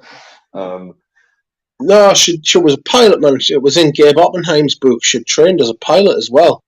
I never knew that. Apparently, the one who made Derby and Samsara was apparently a woman who was extremely intelligent and also a bit of a pilot. She's a badass. I know she's working now. She still works. She's working as a consultant in Vietnam, Thailand, China, and Nepal for looking for raw materials. Yeah, she's out in the jungle, probably flying between those countries herself. After what you're saying, like one of those old little Indiana Jones sort of planes or something. Interesting. On the hunt for some good materials. So, let's talk about. Here what Herb says. Christopher Sheldrake was an architect. Yes, maybe that's right. He went to study architecture, and then he went to Grasse to work on his French, and then he just fell in love with perfume and just started making them. Pierre Bourdon did business or something, or politics, didn't he? Pass. Considering I've read a book about the man, that's shameful, really. Yeah, but I think there's two types of people go into perfume. I think not many people go to like secondary school and say, "What you want to do at uni? I want to be a perfumer." They usually do chemistry first. You're either born like into a family that has perfume around you, or you could be like a Christopher Sheldrake. You've done something else, and then you suddenly find it, and you're like, "Wow," you know. Or you could be a pilot, you said, and then yeah, people rarely become what they want to be when they're kids, do they? You kind of don't know. I mean, some people do. I mean, I do have respect for them. You know, kids that knew what they want to be when they grow up and actually achieve it. Like, I think that's amazing from that young age, like having that sort of constant vision to achieve something. But I think when you're an adult, you almost understand what you want a bit more in life. It's I don't know. I think it might be because as well people don't want to be perfumers when they're kids because they don't know that it's possible. You know, it's not like a fireman. You don't see firemen or police. Well, you do see firemen and police officers and fucking astronauts and stuff. Nobody ever fucking knew that perfumers. Perfumes just sort of fucking appeared out of thin air, didn't they? You know what I mean? I know one perfumer actually is a professional perfume, got into perfume because you ready for this? But it just shows you. I mean, they were very upset when they found out the truth, but they found out that they watched that documentary, you know, the BBC one, years ago, and it was like a free part. It's on YouTube. It's a free part one, and there's like it follows like all the people in perfume. There's Guerlain. There's that American guy is in New York that makes weird things like bacon. And have you seen it? Demeter. I can't remember. It was on the BBC. Demeter makes a bacon fragrance. I don't think it was Demeter. It was a guy. I think people will know. Anyway, this guy watched that program, and Roger Dove was on it talking about being a perfumer, and they were influenced by Roger's amazing skills as a perfumer and wants to do it. And after studying and becoming a great perfumer themselves, look back and realize, well, I was a better perfumer than Roger after a year of studying. Yes. But it's interesting. Yeah, I suppose people get into it for different reasons, but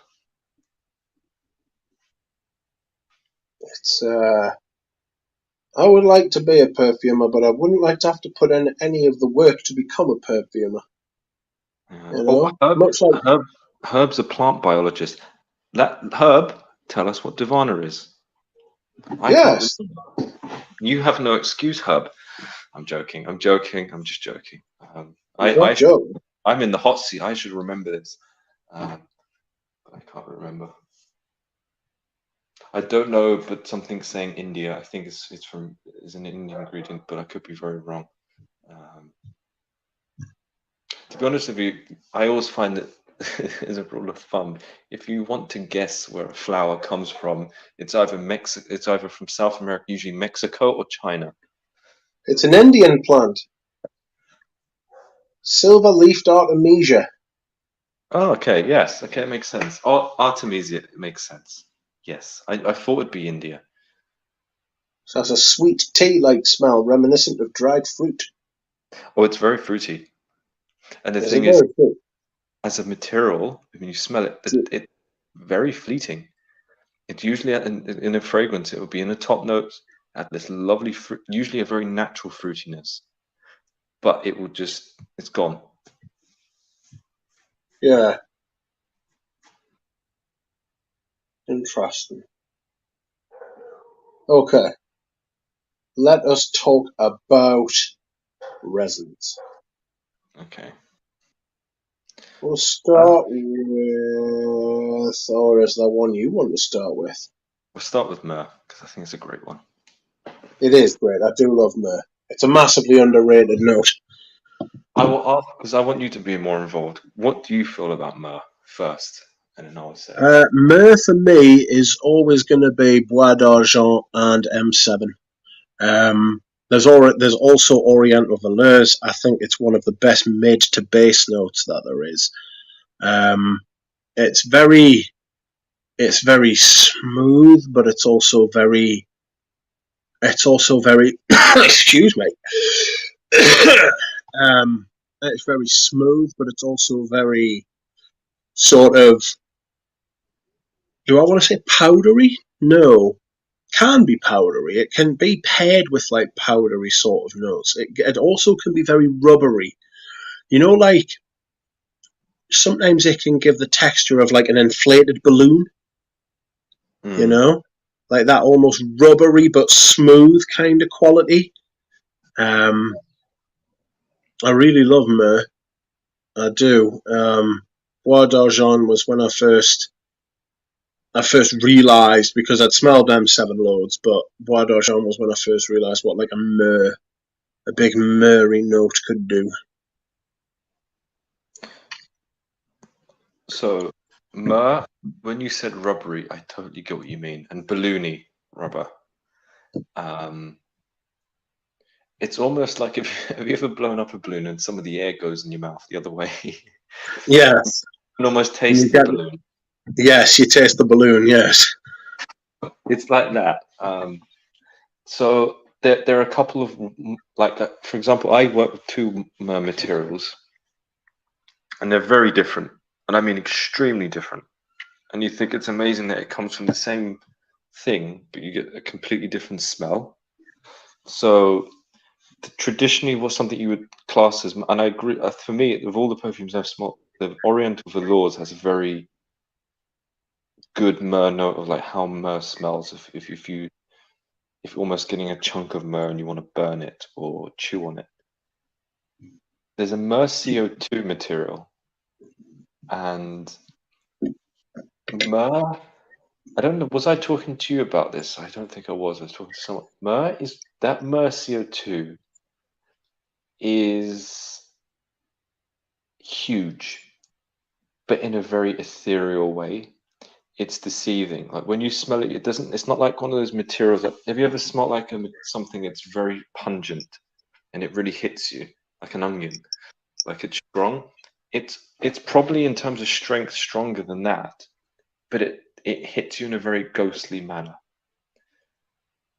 So in that way, it can be very hard to dose because you think it's not going to dominate a perfume, but then it can just drown everything out.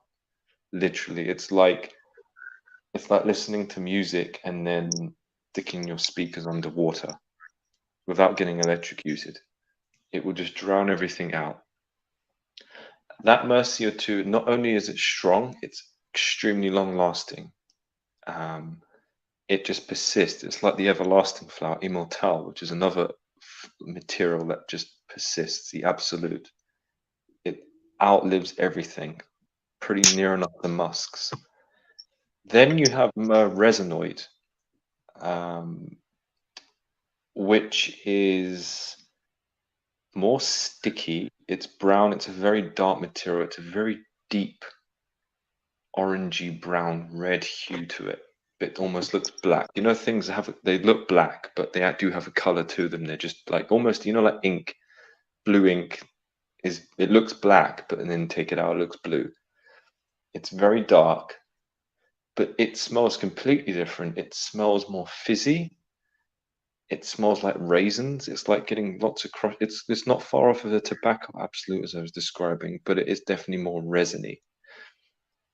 That has a strong fixative effect because it is a resinoid, and they can be used in very different ways.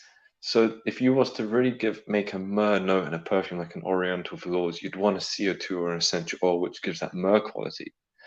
But if you put the resinoid into a perfume, you might not even pick up that it's myrrh, but it definitely adds this deep resiny, fruity quality in the base, and it would almost behave like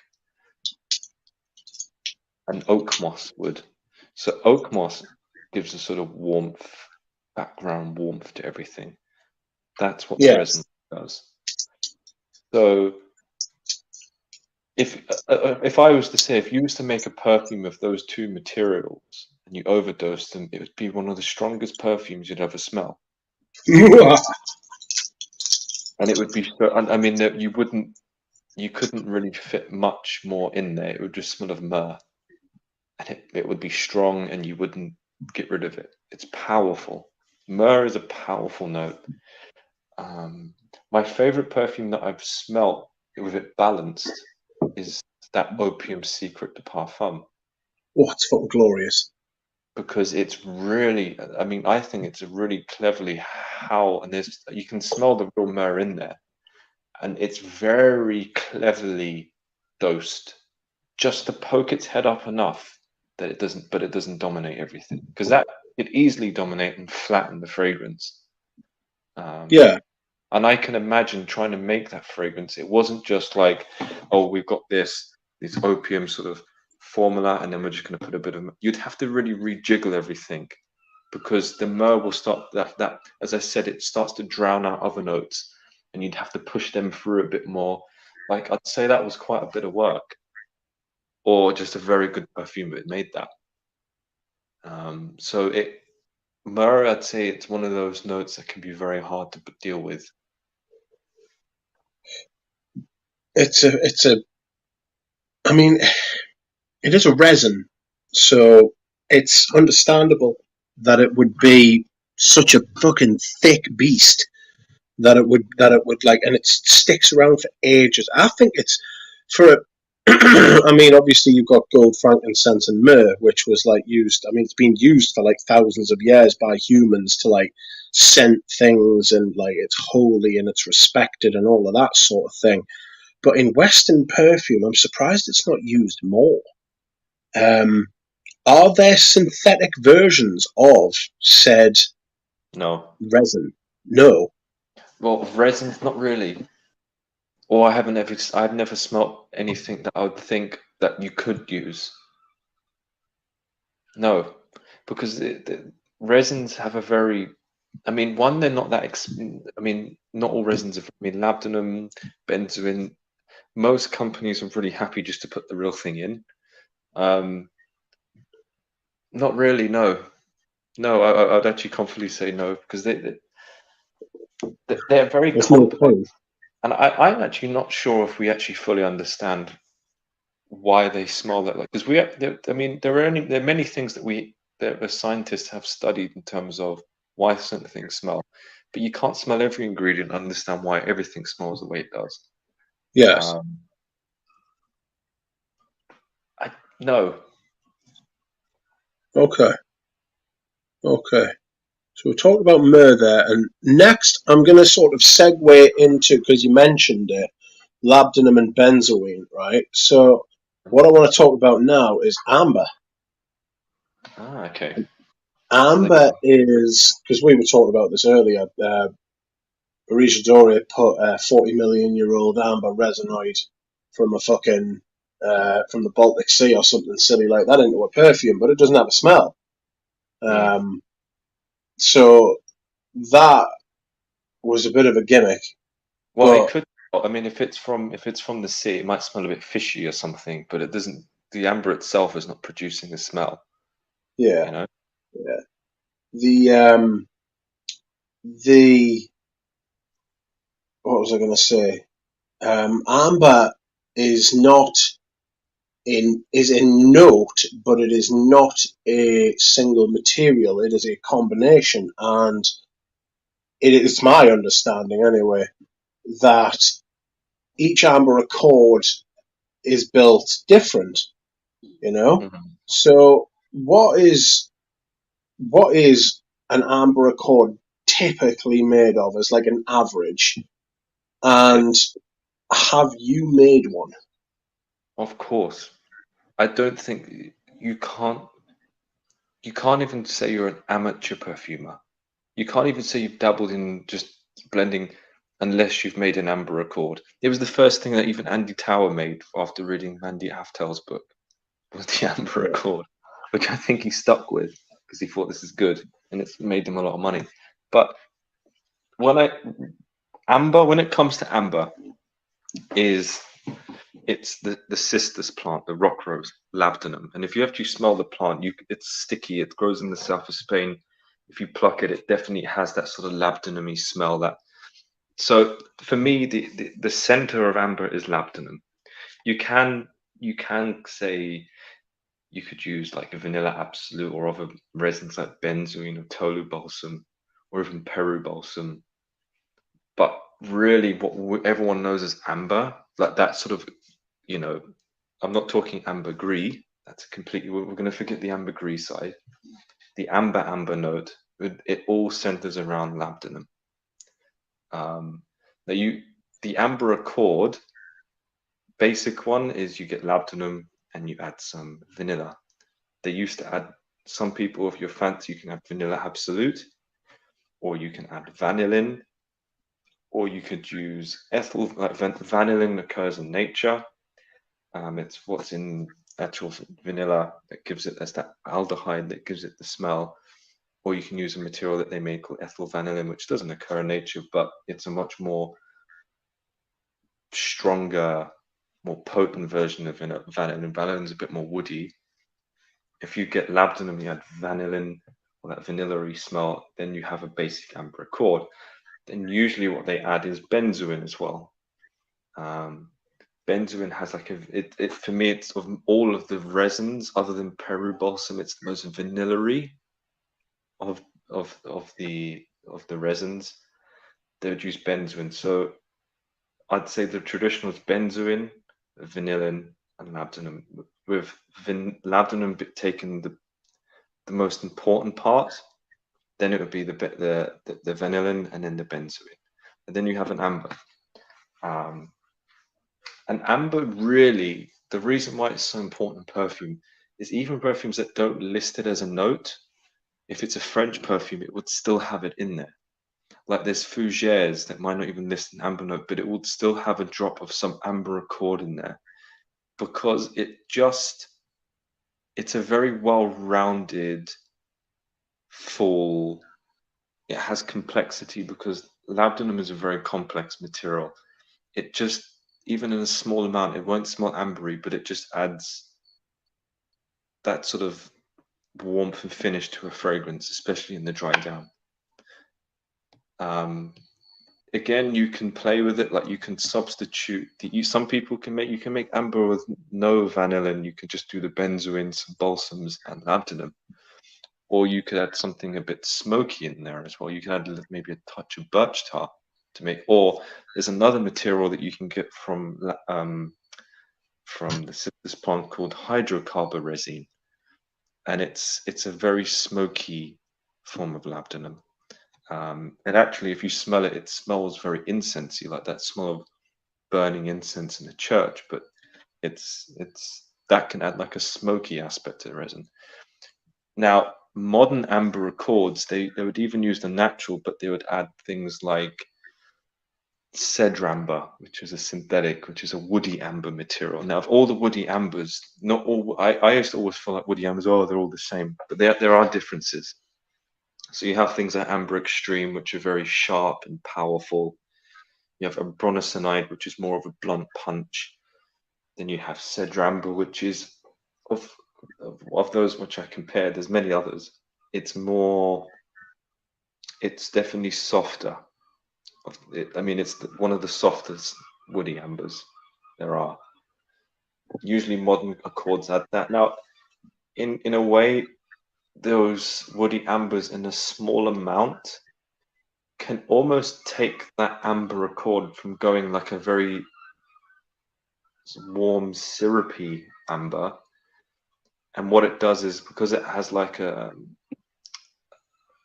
it almost makes the amber smell solid again. Like you could smell like the amber can crack if you hit it with with a hammer. Yes. Yes. In a small dose, in a small dose. But that's generally what an amber is, in a long description. Interesting. So I was going to come on to woody ambers after this, but we'll stick with amber for a minute. What benzoin and vanillin, right? As part of a excuse me, benzoin and vanilla as part of a amber accord, right? Why both of them? To me, they strike me as being very similar materials. What's the difference? Can you compare and contrast them? Yeah, but it's like benzoin it has a vanillic quality, but that makes it good to go with vanilla. But it's not just vanilla. Benzoin has a slight booziness to it, and for me, benzoin is the most. How can I put it? You know, like with some resins, I mean, everyone feels very differently about these materials, and they get different things. But for me, resins give this. I always feel like, obsidian, the rock. Yes. You know how when you break it, it has them sort of conchoidal fractures. It's like that sort of round, weird, continuous pattern. It's not jagged. Do you get what I mean? Yes. You Yeah. fracture it. Resins, it almost feels like if you hit it with a hammer, it would create that pattern. There's a crack. There's that, like, you can feel like almost how you can anticipate how it's going to break. Vanillin doesn't have that, or ethyl vanillin. It's dry and papery and woody. So the benzoin will give that sort of texture to the amber that we use, because amber itself is very, when you think of amber, you think of the stone. Yes. If you don't add something like one of those balsams to an amber accord, it can feel. It wouldn't feel just as right. It would be missing that textural aspect. Like, it's not just about the smell. There's certain parts of the benzoin that give that sort of that fantasy of that ambery smell, because it is a fantasy note. You're trying to recreate something that doesn't actually produce a smell, Yes. and it to be convincing. I mean, you can use Peru balsam or Tolu balsam or some other balsam, but it works. I mean, you could say, but why can't you use frankincense? Because they're all like, they're pretty much from the same family genus, all those trees where they get the oleoresins. But those are they're different in the sense that they're more piney and fresh. These resins are more muted and boozy, and they just work. For me, if even though I said labdenum is very important for an amber accord, and it is the central what we know as an amber, I felt like benzoin is the real one. It gives the magic that makes us think. It gives an ambery glow or color. Yes. Sort of like it adds that fantasy aspect, not just the note aspect. Like it gives that, like, because when I think amber, my immediate association's Amber Sultan. I mean, I've had amber spoiled for me because my first niche fragrance that I ever really smelled was Amber Sultan. And it was like my gateway perfume. It was when I realised what perfume could really be and what it could really do. And I always have you ever seen the colour of Amber Sultan? Yeah. It's like an amber colour. It's like, it's that orange that I don't know why, but I get this kind of orange texture. I can't explain orange texture for, like, there's no rhyme nor reason to orange texture whatsoever. But like, I get this kind of orange, again, rubbery from labdenum kind of like vibe from amber sometimes, Herb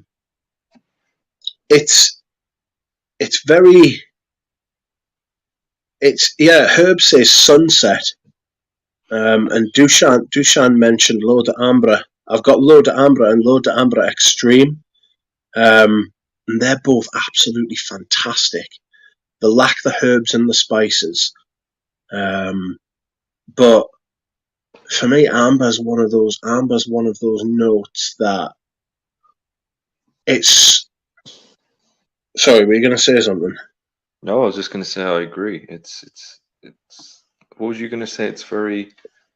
It's ubiquitous, but it's still fresh. And the thing is, amber it's a very important note in all perfumery. Like I said, you could put it pretty much in everything, just a tiny drop, everything, literally everything. And Nick was saying, yeah, benzoin is more. Yeah, benzoin is a resin, and labdanum being from a plant, sisters. I find it amazing that labdanum comes from a plant, because when you smell it, you'd never think it comes from something. I mean, it does have a slight leafy, herbal, green aspect, labdanum absolute, but it's almost amazing that something like that would come from that when you actually look at the plant itself and the flowers. But yeah, I mean, I agree that it does bend. That these types of things do conjure up, and it's clever perfumery, really, the amber accord, because it is conjuring up an image of something amber. Yeah. I wonder why I mean, is it conditioning, or is there something really in that smell that gives people like synesthesia, that sort of that ambery color? Do you know why? I think that's a really interesting thing. So I think there's a suggestive aspect about it because it's called amber, and so people think of the color amber, and they think of the substance amber. But somebody had to do that for the first time, So that's interesting how stuff catches on and then becomes part of the collective consciousness of everybody. Like, because me and you know what each other are talking about when we say these things, yet we both have our individual experiences of it. So it's very interesting. I find that very interesting how that happens and how you can do that through smell and not just sight.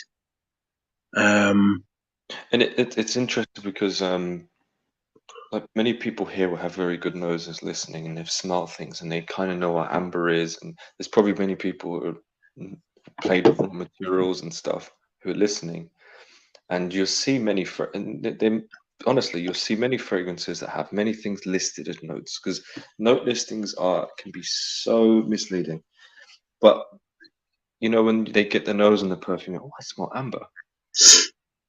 You probably do. Your nose, especially if you know what you're looking for, you probably do smell that amber in there, and it could be more prominent, and it's usually found in all types of places that you could just take a wild guess, and if you want to look like you know what you're talking about, go amber, and 9 times out of 10 you probably aren't wrong. Yeah, it is top advice to tell people to trust their own noses. I agree. You know what I mean? I think there's a lot of people out there, especially in the fragrance community, and especially with people who are newer to it, who haven't got the confidence in their own nose. But I would always advise people to believe your own nose, trust your own taste. It is going to be your money you're spending on these things after all. You know what I mean? So have things that you like, but also try and expand your horizons. And I think that there has to be a slight self-awareness as well, in the sense that you can trust your own nose, but also your nose can deceive you, or you can be. I mean, there is an element of suggestion to things, but also in your smelling environment is very important. Do you know when you smell something in a department store, even, or a shop? I can't tell you how many times I've had people smell something in the shop and they say, "Oh, I don't like it." And I just keep it aside. I say, "Let's go outside, smell this." And they say, "Oh, I love that." Why? Yeah. There's something in, there's a background smell in this shop, there's other things, or they've maybe been smelling too much. You just needed a breath of fresh air to really smell it again. I think trust your nose, but make sure you're in a good place, a good environment to smell it, so you can trust it. Yeah. Yeah, it's about, like you say, self-awareness. One of my things I did was to find a perfume reviewer whose nose I felt was similar to mine. That's how I anchored myself as far as finding new things to try, and that was robes. After a while, I started to branch out, and what you can learn a lot from people who don't have the same nose as you. Like I did that a lot with Eugene. So if Eugene would say something about a perfume, I would still be able to understand him. And I would know what he was talking about. And there's lots and lots and lots of perfumes I've tried because of, I mean, not just those two, but with those two especially, that I've tried because of them, because I understood their tastes, not necessarily agreed with them all the time. Don't get us wrong, not everything that Robes suggested was a hit out the park, because you're your own person. That's how you should sort of develop. You should understand what you like, but you can reference yourself. That's probably a better way. You can use people as a reference, as a way, you understand their taste, and you know they know what they're talking about, and you can trust them. Like I do with Eugene and stuff like that. Too many people seem to outsource their perfume journey to other people. You know what I mean? And it takes away from the enjoyment of it. What I would say is that I would like to talk about amber woods. I mean, don't get us wrong. I don't I don't particularly want to talk about amber woods because they're fucking rotten. But I am interested to talk about amber woods because you will be able to give a better insight than I will simply by shouting and swearing.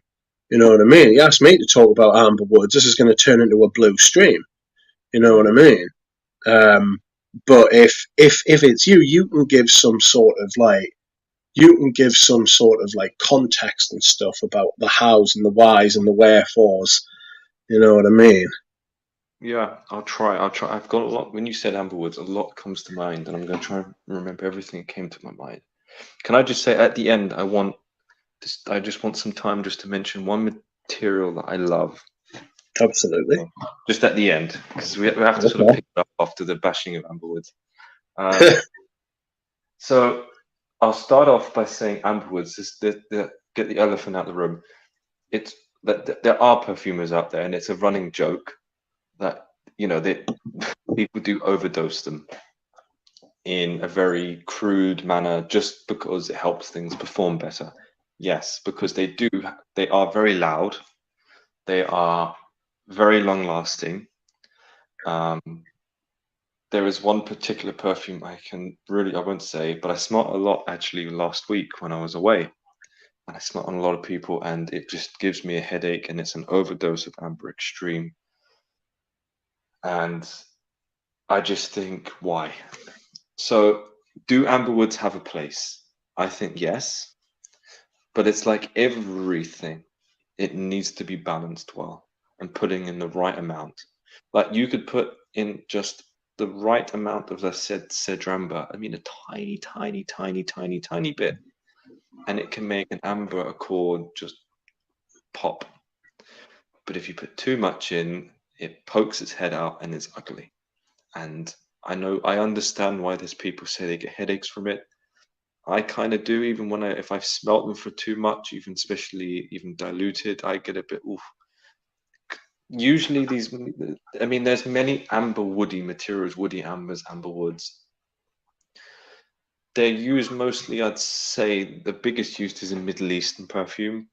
It's like, for example, that's why they're usually very big, very loud, and people talk about how they last for ages.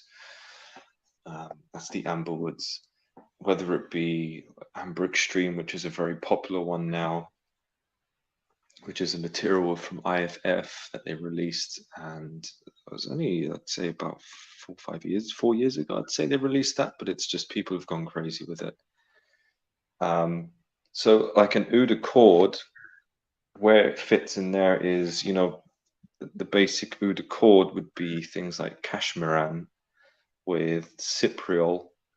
I mean, you could add a bit of like patchouli or like some ferminish base, but if you was just to make like your own, you'd use cashmeran, cypriol, but also amberwoods. It's like an ambronosinide usually, which is in that uncut gem, and that would create what's usually people perceive as an oody note in the base, and that's what when you smell a lot of these sort of middle, especially the cheap ones.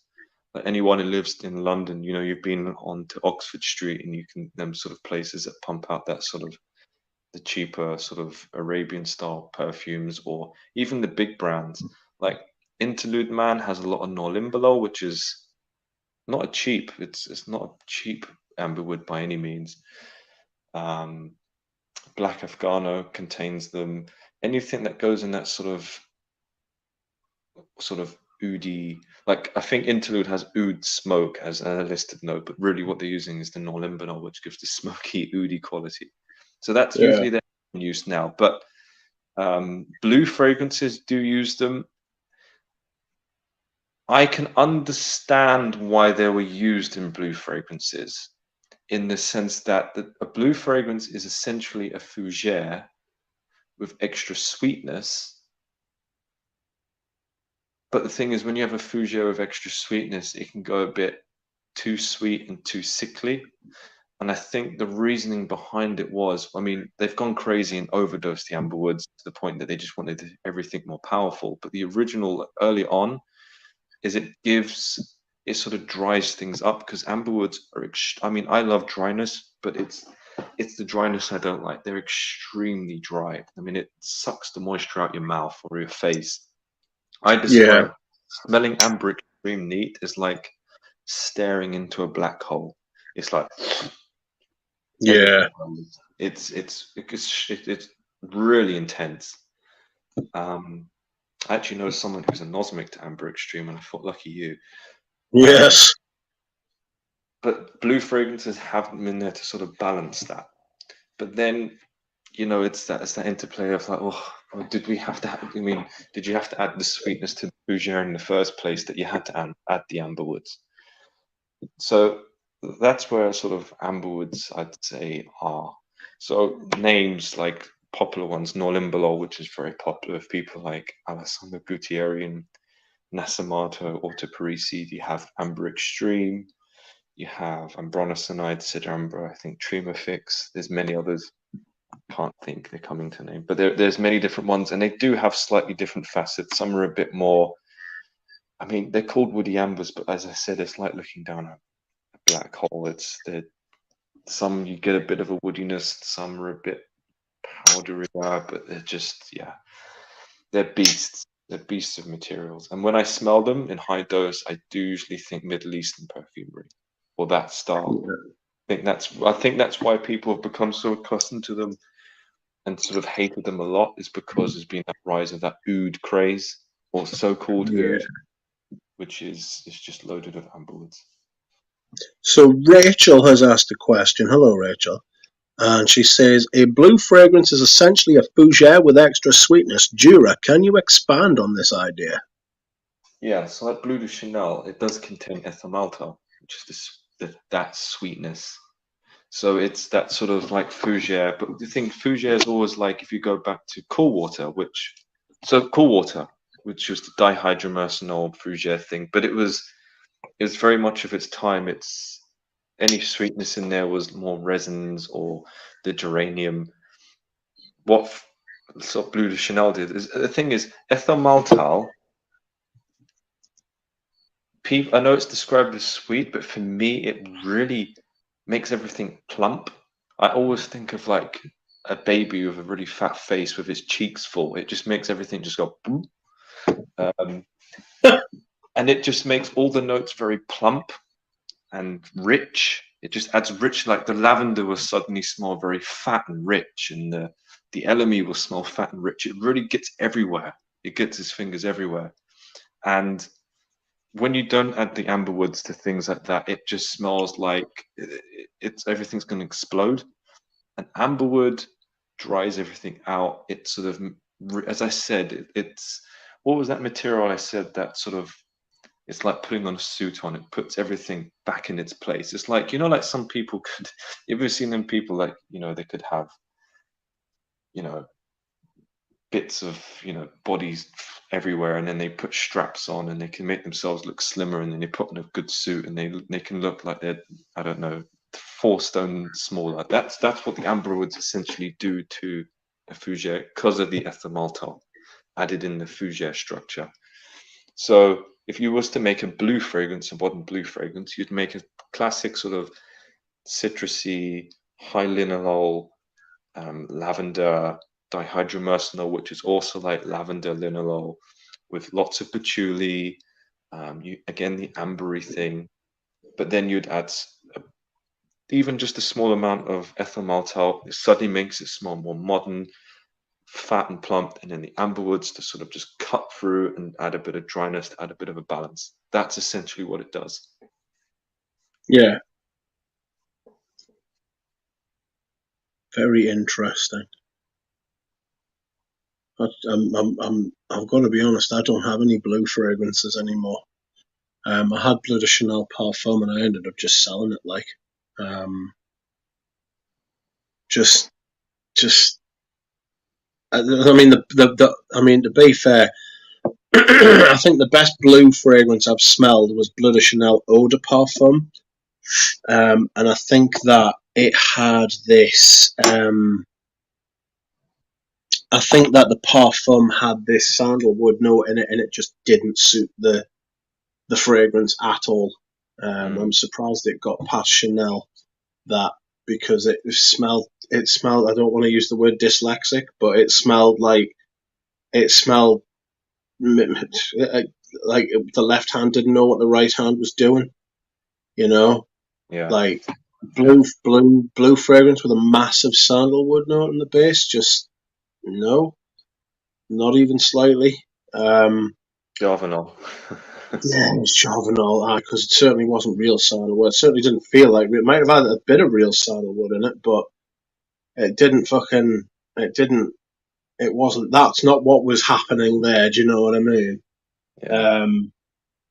So we are nearly at the end, Jura Rose. What was the material you wanted to talk about? Okay, I'm gonna be cheeky and mention two because I just remember another one. I thought I liked that one just as much. So the first one that came to mind, the first one was, and many people will know this, it's actually a base by Cinnarome. And it's in big things like Kuros. I know you're not a fan of it, but I love it as a material and I want to put it in everything. And by God, if anyone smells anything by me, it definitely has it in it. Can anyone guess? Cinnamon base Kuros. Come on, I'll let someone guess, and then I'm going to tell you the other one quickly while they're guessing. Another one is a lily of the valley raw material called Floral. I really love because, okay, if you want to get into perfume, you need to know your lily of the valley raw materials because everything has lily of the valley raw materials in it. All your French perfumes do. Like that's why Lilial was such a big bang because it was such a high impact lily of the valley raw material. Floral is one of them. I love it. It's a beautiful. I'll let you try it. It's very dry. It's for me. It's one of those materials in the base with musks and everything. Beautiful. Um, but sorry, do Senso Costas. It's not. I'll tell you. It's Animalis. I Yes. love Animalis. I don't know why. It's an addictive material. It is animalic, but in all the good ways. Don't think of it as like this crude, horrible synthetic or material. It's nice. It's very, I mean, it's not like civet. It's not got that sort of deep, rich poopiness that in small amounts really pops. But as just a single material, it's lovely. And just a little amount in any fragrance. I mean, unless you're doing a blue, because it just it's too good for a blue fragrance. But in most fragrances, it's just stunning material. And I'd say that it's probably one of my favorite materials to work with. And to be honest, I don't find it a disgusting smell either. It's not disgusting animalic. It's a good animalic. I like. I like the.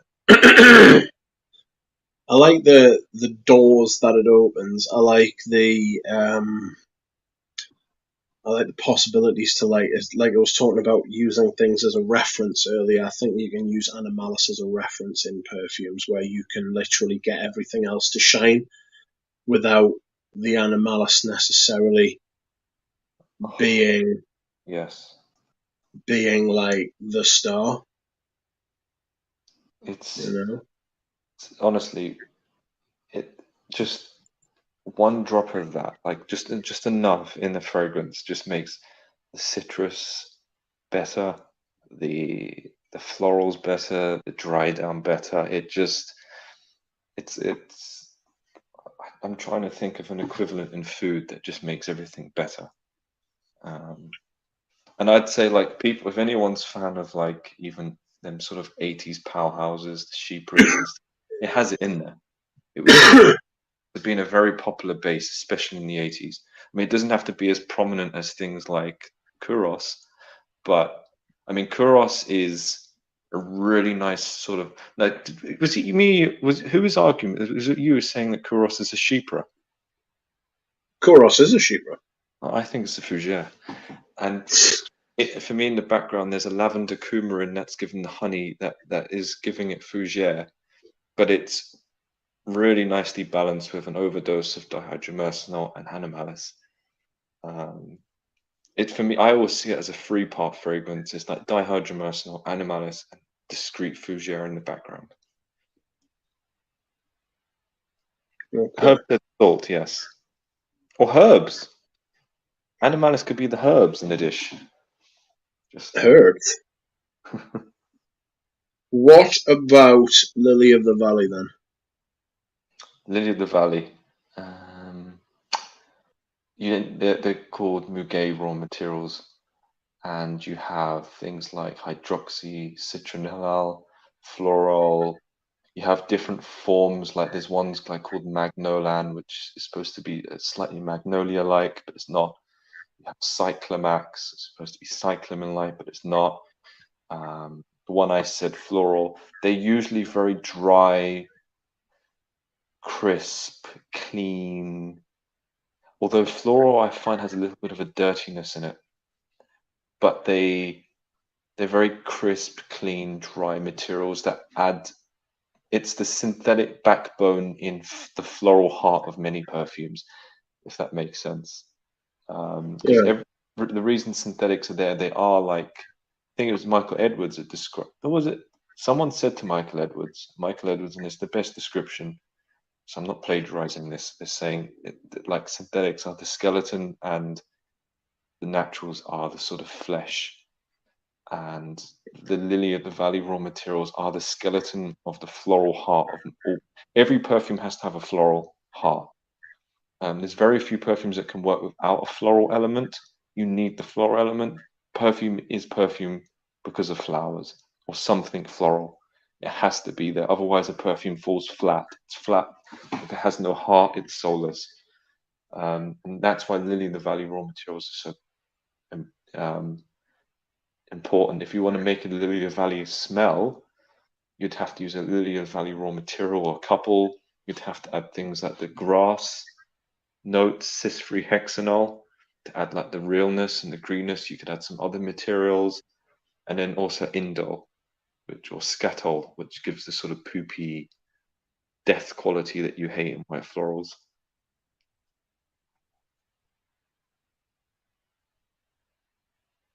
Poopy. I don't like. For me, white florals always remind me of.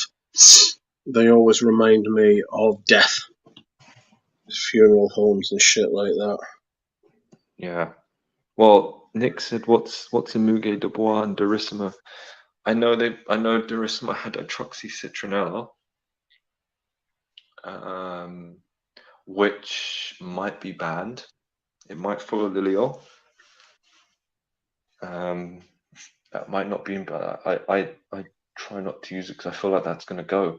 I do have it, but I never use it because I feel like it's one of those materials that will go, and each lily of the valley raw material has a different strength, different character, and if one of those materials is banned, you can't use it. If you are going to be like sort of EU compliant, then you're going to have to do a lot of rejiggling to try and change it.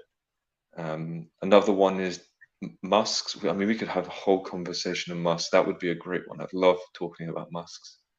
Tonalid is a very famous musk, one of my favorite tonalid musk, which might be also prohibited, sadly. But musks are very, to the point that now when I smell a lot of those sort of, you know, that yeast satis de Givenchy I have, boy, I can smell the musks.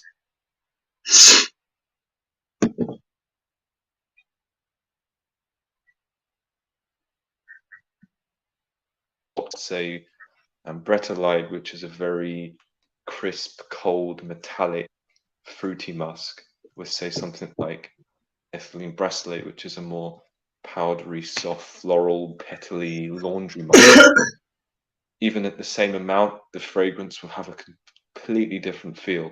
I've actually, when I see you next time, I'll show you two fragrances the same, have different musks at the same concentration, just one must change, and you'll see the difference. They're almost as important. I'd say just as important as lily of the valley materials. That's interesting. We will do another one of these if you're willing.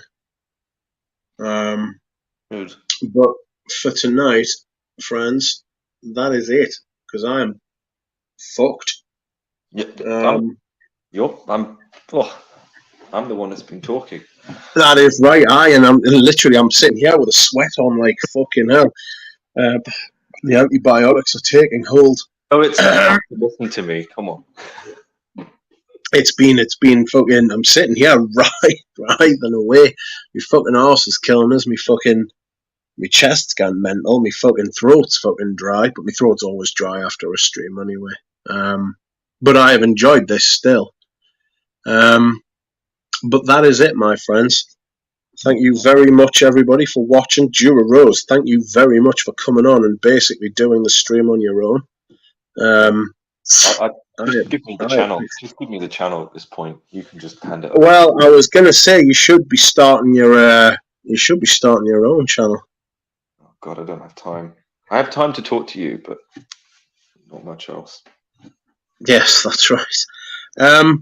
Okay, everyone, thank you very much. If you have enjoyed said stream, please like, please have a nice evening, have a nice day, have a nice morning, whatever time of day or place you are listening to. Be happy, and we will see you all again soon. Goodbye. Au revoir.